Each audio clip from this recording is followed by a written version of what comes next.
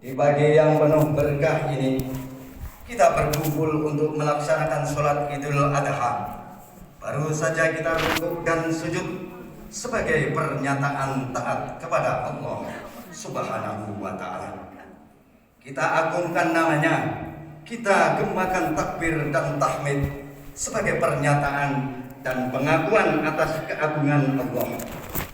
Takbir yang kita ucapkan bukanlah sekedar gerak bibir tanpa arti, tetapi merupakan pengakuan dalam hati, menyentuh dan menggetarkan relung-relung jiwa manusia yang beriman.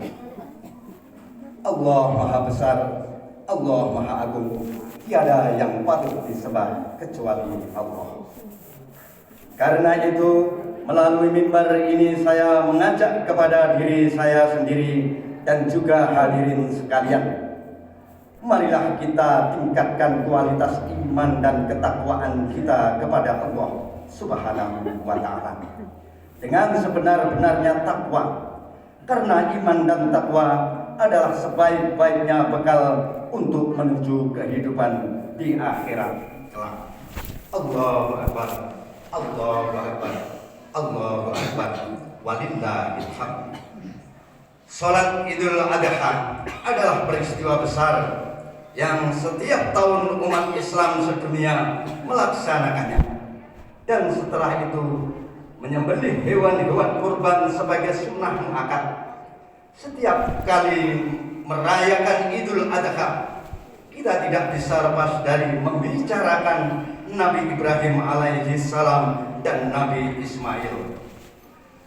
Bapak dan anak ini menjadi suri tauladan bagi kita semua dalam banyak hal, seperti dalam ketaatan dan kepasrahan diri kepada Allah Subhanahu wa Ta'ala, kesabaran dan keikhlasan beribadah, serta dalam menjalani hidup dan kehidupan ini.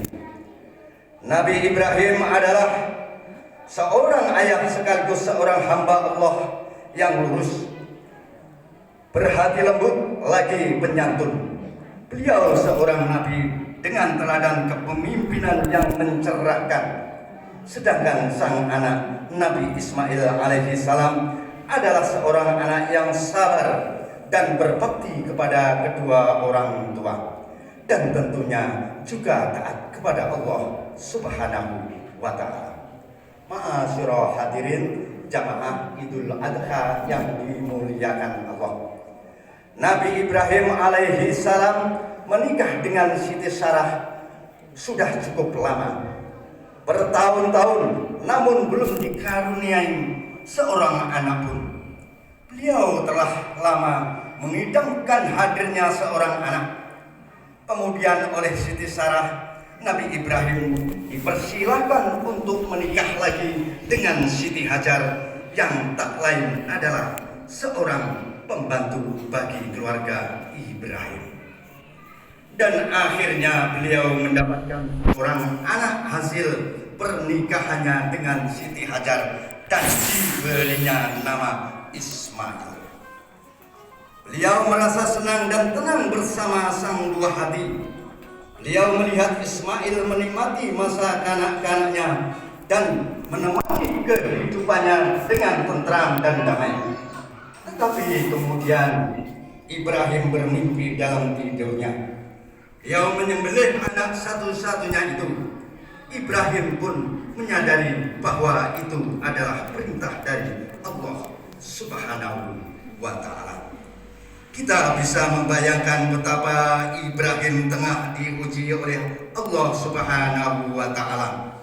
Anak satu-satunya yang telah lama beliau nantikan kehadirannya hingga usia beliau hampir 100 tahun, pada akhirnya harus dikorbankan atas perintah Allah dengan cara disembelihnya sendiri. Bagaimanakah sikap Nabi Ibrahim menghadapi perintah tersebut? Nabi Ibrahim adalah seorang Rasul, maka beliau tidak ragu-ragu dalam memahami dan menerima perintah tersebut. Tidak ada kekacauan dalam pikiran beliau, sehingga beliau tidak melakukan protes atau mencoba bertanya kepada Allah untuk meminta klarifikasi, misalnya dengan bertanya, kenapa ya Allah harus saya sembelih anak tunggal saya ini? Tidak ada pertanyaan-pertanyaan seperti itu. Yang ada pada Nabi Ibrahim alaihissalam adalah penerimaan total, keridhaan yang mendalam, ketenangan dan kedamaian yang luar biasa. Dalam Quran disebutkan, ya bunayya inni ara fil manami anni adbahuka. Hai anakku, sesungguhnya aku melihat dalam mimpi bahwa aku menyembelihmu. Ayat tersebut merupakan perintah dari Allah Subhanahu wa taala agar Nabi Ibrahim menyembelih Ismail dengan yang belum cukup dewasa atau masih kanak-kanak, karena baru berusia kurang dari 14 tahun. Maka Nabi Ibrahim sebagai orang tua bertanya kepada Ismail bagaimana pendapatnya tentang perintah tersebut. Sebagaimana dikisahkan dalam bagian ayat berikutnya, fandur madza taro, maka pikirkan apa ya pendapatmu tentang perintah itu. Pernyataan Nabi Ibrahim kepada Ismail ini sebenarnya mengandung pelajaran berharga bahwa seorang ayah atau orang tua tidak ada jeleknya, bahkan sangat bagus memberikan hak bertanya atau mengemukakan pendapat bagi anak-anaknya berkaitan dengan masa depan mereka, apalagi menyangkut soal hidup dan mati. Dengan kata lain, ini sesungguhnya pelajaran tentang demokrasi atau musyawarah, di mana dialog untuk mencapai persepsi yang sama diperlukan untuk meraih tujuan baik yang akan dicapai bersama.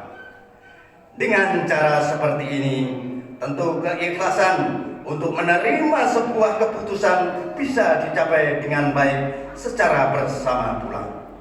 Maka tidak mengherankan ketika memberikan jawaban kepada Ibrahim, Ismail menjawab dengan tegas, dengan jawaban yang sangat bagus, penuh kesabaran dan keikhlasan sebagai berikut. Ya abatif al ma tu'maru satajiduni insyaallahu minas sabirin. Hai bapakku, kerjakanlah apa yang diperintahkan kepadamu. Insya Allah engkau akan mendapatiku termasuk orang-orang yang baik. Ma'asyiral hadirin jamaah Idul Adha yang dimuliakan Allah. Nabi Ibrahim yang dikenal sebagai sosok yang sangat taat terhadap perintah Allah Subhanahu wa taala, akhirnya melakukan apa yang telah terjadi pada mimpinya. Begitu pula Ismail dengan perasaan dan hati yang ikhlas, siap dan menerima apa yang akan dilakukan ayahnya, karena ia menyadari hal tersebut merupakan perintah Allah Subhanahu wa taala yang harus dijalani. Setelah keduanya sepakat untuk melakukan penyembelihan itu, Nabi Ibrahim membawa putranya Ismail ke Mina dan membaringkan di atas pelipisnya. Saat-saat penuh kesedihan itu, Nabi Ismail lantas mengatakan pada ayahnya dengan penuh keikhlasan, wahai ayahku, kencangkanlah ikatanku agar aku tidak lagi bergerak. Sing-singkanlah bajuku agar darahku tidak mengotori. Dan jika nanti ibu melihat bercat darah itu, niscaya ia akan bersedih. Percepatlah gerakan pedangmu itu dari leherku agar terasa lebih ringan bagiku, karena sungguh kematian itu sangat dahsyat. Apalagi apabila engkau telah kembali, maka sampaikanlah salamku kepada ibundaku, wahai ayahku. Palingkanlah wajahku hingga tak terlihat olehmu, karena sungguh jika melihat wajahku, engkau akan selalu merasa iba. perasaan iba itu dapat menghalangi kita untuk melaksanakan perintah Allah. Apalagi di depan mataku terlihat kilatan pedangmu yang sangat tajam, tentu membuatku ketakutan. Nabi Ibrahim lantas melakukan apa yang telah disampaikan putranya.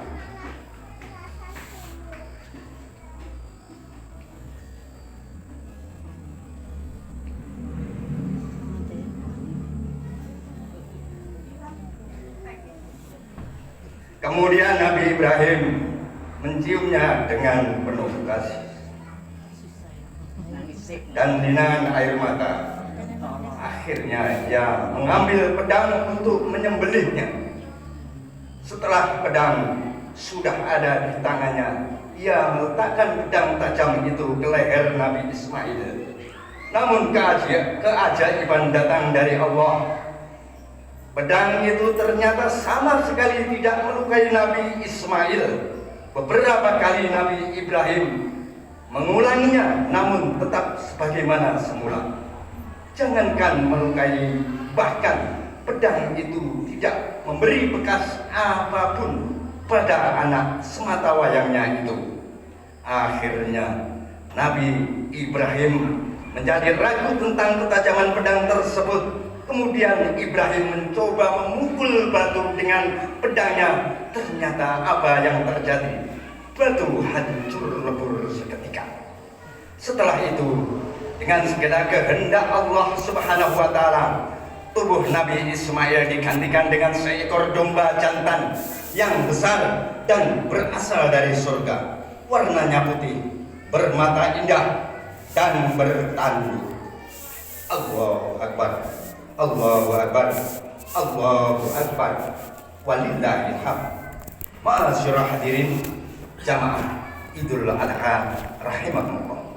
Kisah Nabi Ibrahim dan Nabi Ismail ini menunjukkan bahwa Allah hanya menghendaki ketundukan dan penyerahan diri Nabi Ibrahim alaihi salam, sehingga tiada lagi tersisa dalam diri beliau kecuali ketaatan kepada Allah. Nabi Ibrahim meyakini tidak ada perintah yang lebih berharga dan lebih tinggi daripada perintah Allah Subhanahu wa Ta'ala.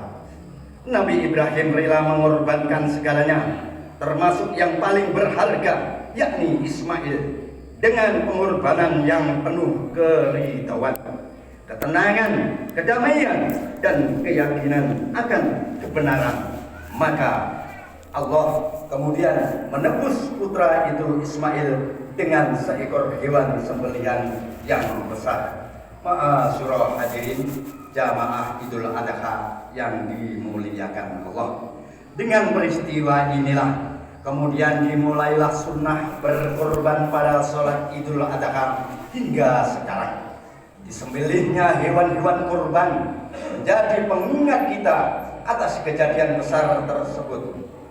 Peristiwa itu akan terus menyibak tabiat keimanan yang kita genggam, supaya kita lebih paham mengenai bagaimana kita berserah diri seutuhnya kepada Allah Subhanahu wa Ta'ala, supaya kita taat kepada Allah dengan ketaatan yang penuh keridhaan. Karena semua itu agar kita makin mengerti bahwa Allah tidak hendak menghinakan manusia dengan cobaan, pun tidak ingin menganiaya dengan ujian, melainkan Allah menghendaki agar kita berserah diri, memenuhi panggilan tugas dan kewajiban secara totalitas.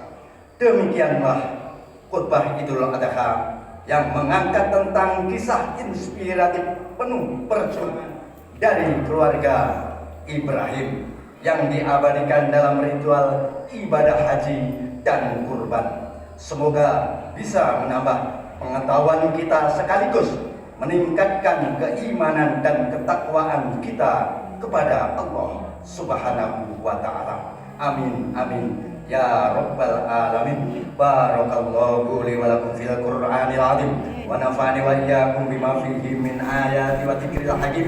wa taqabbalallahu minna wa minkum tilawatahu innahu was-sami'ul 'alim. Aqulu qawli hadza fastaghfirullahal 'azim innahu huwal ghafurur rahim.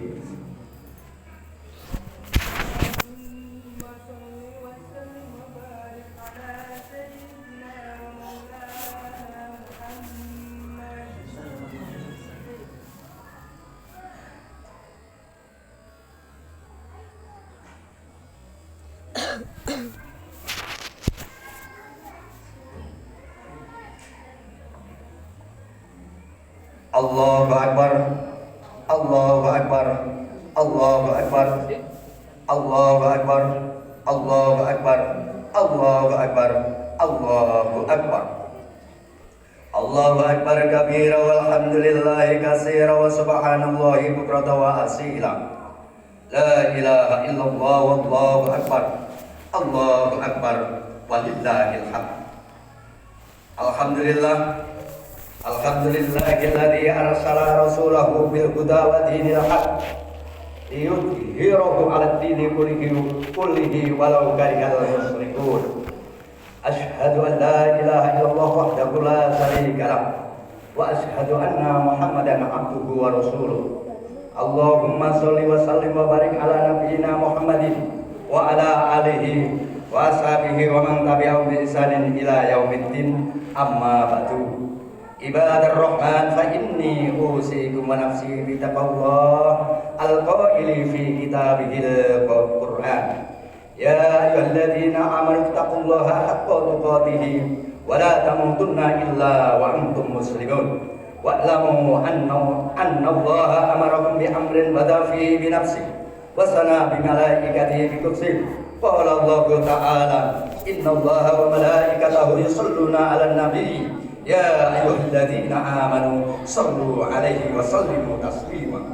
Allahumma ighfir lil mu'minina wal mu'minat wal muslimina wal muslimat al ahya'i minhum wal amwat. Allahumma a'izzal islam wal muslimin wa dhillal syirka wal musyrikin wansur ibadakal muwahhidiyata wansur man nasraddin wahdul man khadalal muslimin wa dammir a'da'ad-din wa'li kalimatika ila yaumiddin. Allahumma adfa' annal bala'a wal waba'a wal zalazil wal mihan wa su'al fitani wal mihana ma dhahara minha wa ma batan an baladina Indonesia khassah wa sa'iril buldani muslimina aman ya rabbal alamin. Rabbana atina fid dunya hasanah wa fil akhirati hasanatan wa qina adzabannar.